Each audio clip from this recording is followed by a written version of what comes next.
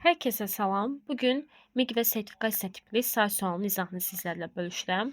Gəlin variantları bir-bir təhlil edək. A variantında mən iki say görürəm.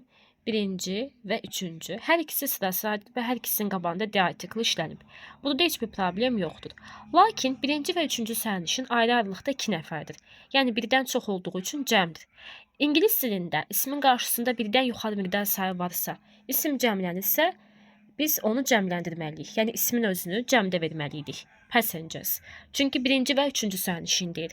Tək bir nəfər həm birinci, həm üçüncü sərnişin ola bilməz. İki ayrı-ayrılıqda insan var deyə isim cəmdə olmalıdır. A variantı bu səbəbdən yanlış. B variantında mən kəsr sayı görürəm. Kəsr sayına baxdıqda ingilis dilində kəsr sayı yazılışla yazılanda surət birinci, məxrəc ikinci yazılır.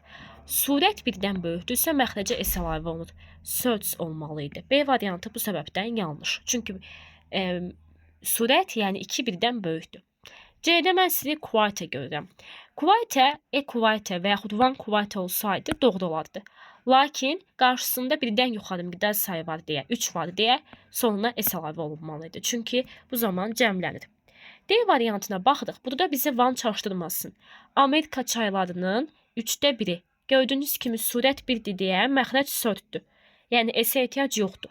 Və of birləşməsi, kəsrlə of birləşməsi varsa biz ismə baxmalıyıq. Artıq cəmdədir deyə have olur. Gəlin baxaq E-yə. Burada 2 səhv var.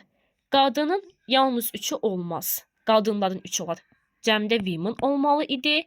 Qadınlardan 3 nəfəri də artıq birdən yuxarı cəmdə olduğu üçün xəbər has yox, have olmalı idi. Çünki of-dan əvvəlki ilə uzlaşır.